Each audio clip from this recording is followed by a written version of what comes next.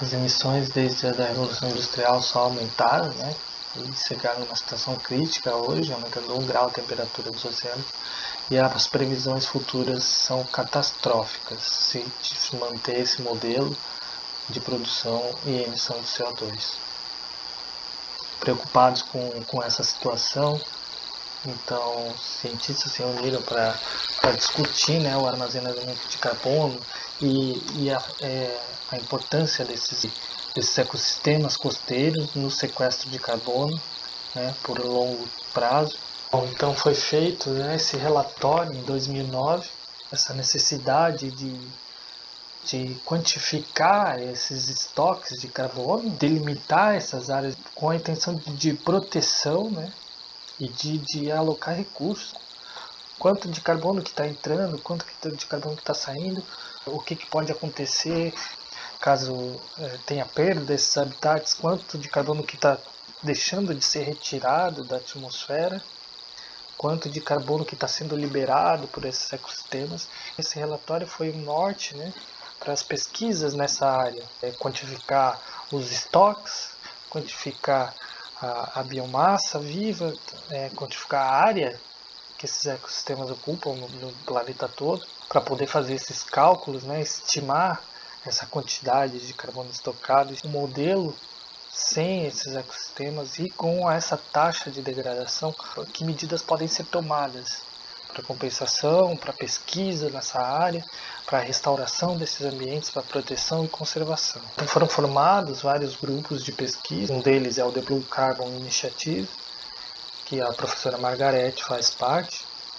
que esses grupos foram buscar, né, esses dados para responder essas perguntas. O Blue Carbon nada mais é que o carbono sequestrado nos oceanos, principalmente pelos marismas, manguezais e as gramas marinhas. As gramas marinhas, elas, como eu disse anteriormente, elas captam cerca de 2 até 15 vezes mais carbono nos sedimentos do que os solos terrestres. Ela tem a biomassa aérea, que são as folhas, né? E aí tem a biomassa subterrânea, que são os rizomas e as raízes.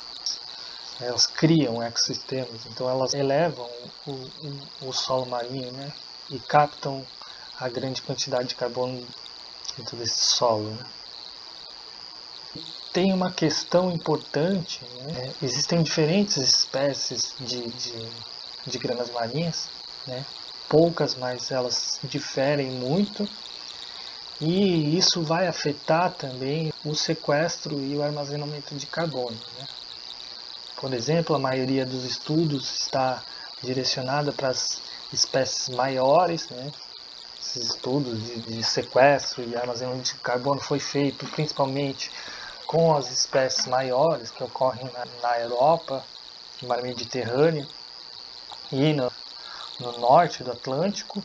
E elas, por serem maiores, né, ter o corpo maior, elas absorvem mais carbono na própria estrutura, que é maior, né? Tem folhas maiores também, comprimento maior, que consegue capturar mais partículas, consegue capturar mais carbono, né? Também os rizomas são maiores, que também aumenta a taxa de deposição. São espécies de vida longa, fixo, né? Elas permanecem sempre no mesmo lugar, tem alta biomassa, tem alta taxa de brotamento, né? Também cobre uma grande área. Apesar de ter poucas sementes, as sementes são grandes, né? São maiores e a taxa de germinação é mais rápida dessas espécies. Então elas se dispersam principalmente por brotamento e estão sempre presentes no ecossistema, sempre capturando carbono e armazenando no solo. Então são mais persistentes, né? Pensando dessa forma, né, outras espécies de gramas marinhas com corpos menores, né, uma estrutura menor, as folhas menores e mais finas, rizomas menores, uma estratégia de vida anual, um ciclo anual, desaparecendo em certas épocas do ano. A biomassa mais baixa, se dispersam mais para outros ambientes, elas não ficam sempre no mesmo local, elas têm uma abundância de floração, elas têm maiores quantidades de sementes, formam grandes bancos de sementes que também são importantes, né, estoques de carbono. Também o ambiente que essas fanerógamas estão inseridas, né, que essas pradarias estão inseridas. Se elas tiverem um ambiente, por exemplo, estuarino, se elas estiverem em ambientes mais rasos, mais expostos, são diversos fatores que vão afetar, né, essa capacidade de estoque de carbono. A configuração da pradaria, né, se ela forma grandes mosaicos, se ela é mais esparsa, né, se ela é menor, né, mais estreita, se ela forma grandes brancos.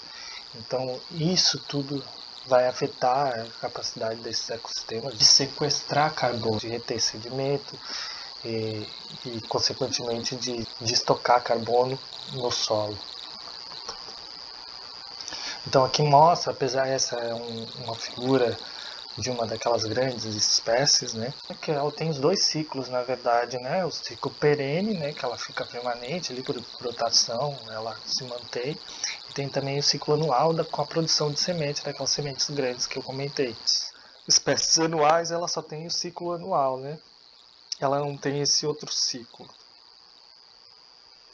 Então as gramas marinhas, elas podem sim ficar expostas à superfície da atmosfera, né? Por exemplo, na Lagoa dos Patos, né? que são regiões mais rasas que elas ocorrem, então elas tendem, né, a ficar uma grande parte do tempo expostas, principalmente em determinadas épocas e condições do ano, né? Alguns eventos climáticos e eventos oceanográficos também podem afetar, né, essa profundidade da coluna d'água e deixar essas gramas marinhas mais expostas. Então, quando isso ocorrer, pela sua plasticidade da sua estrutura, né, essas gramas marinhas elas vão acabar se prostrando, né, dobrando ali a sua estrutura para permanecer submersa, né, uma parte, e a parte mais deitada, né, mais em contato com a superfície, uma camada de água ali, um filme de água por cima, mas ela ainda vai ser capaz de captar o CO2 atmosférico nessa parte que está em contato, né, mais próxima da superfície. Então ela consegue sim captar esse CO2 atmosférico diretamente na sua estrutura e ela continua, né, com as partes submersas capturando o carbono inorgânico dissolvido. Em marés mais altas ela captura o carbono inorgânico dissolvido e quando a maré é baixa ela captura parte do CO2 da atmosfera e parte do carbono inorgânico dissolvido também, que aumenta a produtividade desses ecossistemas. Então aqui só para ilustrar, a Posidônia oceanica, a espécie mais estudada, né, que a gente tem hoje, ela está nessa região do Mediterrâneo, né, uma espécie grande, perene, né, com todos aqueles atributos que a gente falou antes, e a Zoster marina também, que é outra espécie muito estudada, que ela está nessa região mais norte aqui, né. E as gramas marinhas, como eu tinha falado, já tem uma redução de cerca de 30% da sua configuração inicial, né? E que continua com altas taxas de degradação anual. E os principais impactos, né, nesses ecossistemas é a eutrofização, né, por fertilizantes, né, de origem terrestre ou por efluentes domésticos e industriais, acaba aumentando a disponibilidade de nutrientes. Esses nutrientes acabam aumentando a produção fitoplânctônica, né? Pode ter plumes de fitoplâncton, que vai diminuir a luminosidade do fundo, né? E em detrimento, né, das pradarias, não vão conseguir capturar tanta luz. O excesso de nutrientes também pode formar, né, uma quantidade maior de epífitas na superfície dessas aderidas na superfície foliar das gramas marinhas, o que também vai fazer o efeito de sombreamento e vai acabar limitando a captação de luz por essas pradarias e pode acabar chegar a extinguir essas pradarias. Além de ficar vulneráveis a outros tipos de pragas, né, como fungos e alguns outros micro-organismos. Aqui as algas epífitas que eu comentei, né? Como que elas ficam incrustadas nas folhas das fanerógamas, que aumentando a turbidez da água, né, o material particulado em suspensão e a concentração de plâncton vai inibir essa disponibilidade de luz no fundo, né? E vai dificultar o crescimento dessas pradarias. A alteração, né, de ecossistemas na zona costeira, né, como a supressão de vegetação de mangues e de marismas, aumenta também a erosão costeira, e esse sedimento pode ser carreado para zonas de pradarias, né, onde vai ser depositado, degradando esse ambiente, né, suprimindo a vegetação. Eu vou expor uma grande quantidade de sedimento, né, no oceano. E essa grande quantidade de sedimento, o primeiro lugar que vai atenuar a hidrodinâmica são as gramas marinhas, é onde ele vai ficar soterrado e vai acabar soterrando parte dessa vegetação ou toda a vegetação, ou que pode ser prejudicial para esses organismos. Eventos climáticos extremos também, né, que carregam, arrancam os prados, né, destroem as pradarias. E tem subido então a quantidade de eventos climáticos extremos, né, tem aumentado ao longo dos anos, desde quando começou a ser monitorado até hoje, aumentou exponencialmente. Diversas das mudanças climáticas, né, a ação direta, né, do homem, a ação trópica, é a dragagem, né, e o arrasto de fundo. São dois processos mecânicos que afetam diretamente as gramas marinhas também. A dragagem, ela suga todo o sedimento e não importa se tem ou não gramas marinhas, vai ser sugada ali e vai acabar, arrancar tudo, né? E o arrasto de fundo é semelhante. A diferença do arrasto de fundo é que ele não suga para a superfície e leva no bota fora. Ele vai arrancar esse material ali do fundo. Parte desse material pode acabar ficando. E tem as espécies invasoras também, né? A gente tem alguns problemas, alguns briozoários que acabam aderindo nessas estruturas das pradarias, né, nas folhas, e acabam fazendo esse sombreamento e acabam também competindo com as microalgas bentônicas, né, espécies de pastadores que não são da região. Pode aumentar a pressão de pastagem sobre essas pradarias, deixando elas mais vulneráveis, podendo extingui-las dessas regiões. Então os grupos de trabalho de pesquisadores, né, como o Blue Carbon Initiative, eles padronizaram as metodologias, né, as estratégias e a forma de coleta de informações de dados sobre o sequestro de carbono desses ambientes do Blue Carbon, padronizando essas coletas de dados, né, essa forma de dados nas análises. A gente consegue chegar a um resultado mais claro, mais fiel sobre os estoques de carbono nesses ambientes. Então surgiram diversos manuais, diversos artigos explicando, né, mostrando como realizar essa amostragem de acordo com cada realidade, seja ela de acesso ao recurso ou de realidade econômica de cada região, né? Então, no Brasil, os estudos sobre as fanerógamas estão mais voltados para a fisiologia, ecologia desses ambientes. Como o Blue Carbon ainda é uma área incipiente, né, tem poucos estudos sobre os estoques de carbono e poucos estudos também da quantificação das áreas desses ambientes, né. A gente tem regiões que ainda não foram identificadas, né, essas pradarias. E elas já podem ter sido degradadas porque não tem pesquisa suficiente. Então, tem um esforço muito grande nessa questão de identificação dessas pradarias, de quantificação dessas áreas. Os estudos estão mais focados no Nordeste, onde tem uma maior riqueza de espécies, mas de abundância de pradarias, mas também tem bastante estudos aqui na Lagoa dos Patos, poucos estudos na região Sudeste, estudos mesmo sobre os estoques de carbono no solo das pradarias marinhas, e tanto no solo quanto na biomassa, são poucos.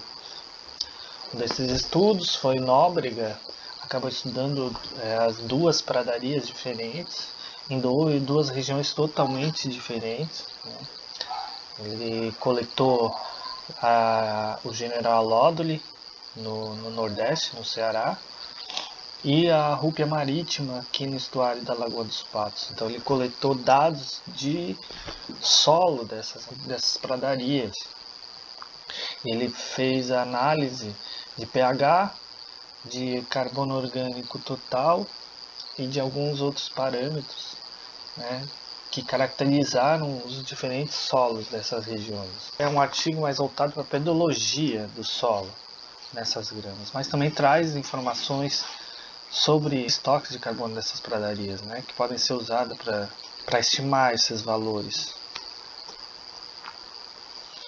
Então, no Sudeste a gente teve o Howard, que fez uma pesquisa com 3 espécies de gramas marinhas que ocorrem na região ali de Espírito Santo e Rio de Janeiro. Alódoli marginata, Alódoli white e Alophila decipiens. Né? Alophila decipiens é uma espécie muito menor, muito mais frágil. Então ela tem os rizomas menores, as folhas menores, a estrutura menor, então isso vai interferir muito no estoque de carbono.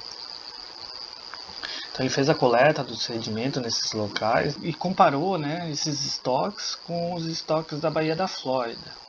Então, apesar de ser mais baixo, os estoques de carbono nessas pradarias foram muito significativos. Ele destacou também o papel do carbono inorgânico nesse estoque de carbono. Foi um estudo importante para os estoques de carbono do Brasil. Aqui na Lagoa dos Patos, Peterson, junto com a professora Margarete, estimaram o estoque de carbono aqui no estuário da Lagoa dos Patos, coletaram dados de marismas e dados de gramas marinhas e dados de sedimento também do estuário, estimaram a quantidade de carbono nesses ambientes. Então foi um dos primeiros estudos, poucas amostras pouco profundas, 50 centímetros, teve uma análise mais aprofundada, mas trouxe uma estimativa de estoque. Então, teve outros trabalhos, como o de Milton Araújo, que estudou a gente das fanerógramas no estuário da Lagoa dos Patos e trouxe alguns dados, né, pouco profundos também, sobre a biomassa e o estoque no solo desse carbono, acho que foi em 25 centímetros de sedimento. Mas também traz informações sobre os bancos de sementes das fanerógramas, muito importantes também para os estoques de carbono. E parte dessas sementes que estão estocadas vão germinar, mas parte também que não germinar vai ficar estocada no solo como estoque de carbono. A gente ainda tem poucos estudos no Brasil sobre gramas marinhas no estuário. Então são ambientes muito dinâmicos, né? Poucos estudos que tem mostram que as espécies estuarinas também são importantes fontes de carbono, mas também não acumulam tanto carbono quanto aquelas outras espécies maiores. Não é só as características de cada espécie, mas também a área onde elas estão atuando, né? Os estuários eles têm grande quantidade de material de suspensão, eles são influenciados muitas vezes por um gradiente de maré, pela descarga de água doce, pluvial e fluvial. Então, estão expostos a uma hidrodinâmica muito maior, né? Uma variação ambiental maior. O que se pensa é que são pradarias mais esparsas, de ciclo anual, que vivem nesse estuário, né? E acabam não captando tanto matéria orgânica, mas como elas estão em estuários, né, ou próximo a eles, ele por si só ele já é uma fonte de carbono, então elas podem aumentar esse sequestro de carbono nessas áreas. Elas podem ser importantíssimas, né, mais importantes ainda, principalmente no refúgio também de diversas espécies de interesse comercial. Protecting and restoring blue carbon ecosystems will prevent emissions associated with ecosystem degradation and can increase storage of organic carbon in marine soils.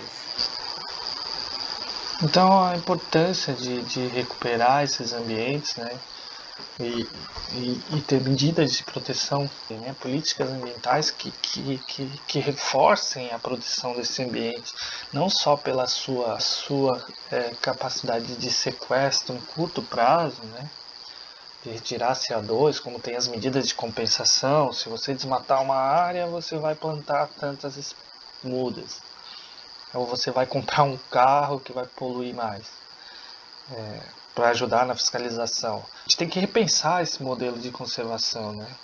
Porque quando a gente está retirando, suprimindo uma árvore, uma vegetação costeira, a gente está acabando com diversos serviços ecossistêmicos. Então, quanto que a atividade que está gerando valor econômico, né, e está criando esse dano, qual o tamanho desse dano ambiental?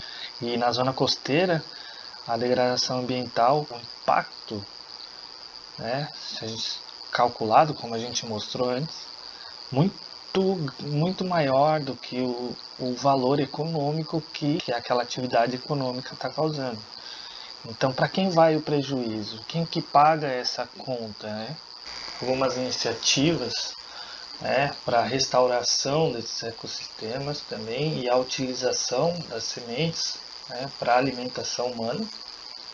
Esse artigo já mostra saudável a utilização dessas sementes, né, só que são também de tipo de fanerógamas maiores, espécies maiores, né, que as sementes são maiores. E a gente tem artigos mais recentes falando sobre a atividade da pesca, né, e quanto que ela está afetando, principalmente o arrasto defunto, como que ele afeta, além do impacto, né, nos ecossistemas, do impacto direto nos ecossistemas, como que ele está afetando os estoques de carbono, né, no sedimento e nesses ecossistemas. Estão mostrando, né, essa importância dos estoques de carbono e como está esse estado, né, como as nossas atividades antrópicas estão interferindo ainda mais nas mudanças climáticas e como que a gente pode reverter esse quadro. Então aqui algumas referências de quem quiser se aprofundar no assunto. Meu muito obrigado.